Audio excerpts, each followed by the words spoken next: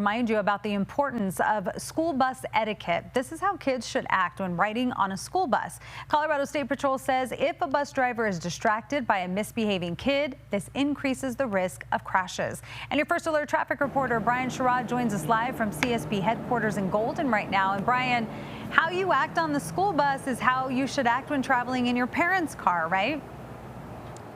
That is exactly right, because Michelle, we wouldn't act up in our parents' car, so you shouldn't act up on the school bus either, because every single time you distract a bus driver and they have to turn their head to see what you're doing, even for 2 seconds, you risk them getting into a crash. So I talked to Colorado State Patrol about this, and they say, parents, it's important to tell your kids to always remain in their seats.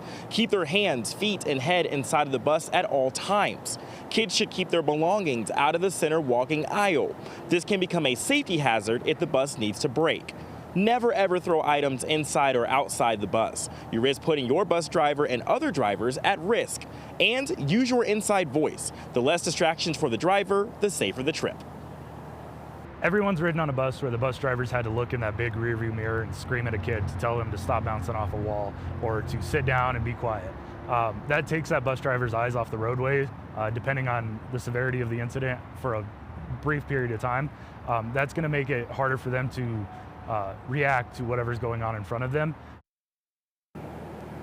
Now, even when the kids are going to the bus, it's important to never sprint to the bus. You have no reason to rush getting on that bus. And I know I've mentioned this all week, but I'm going to mention it today. It's about that new bus safety law. No matter what side you're driving on, if you see the bus stop sign come out, you have to stop unless there's a physical barrier blocking you and the other side of the road.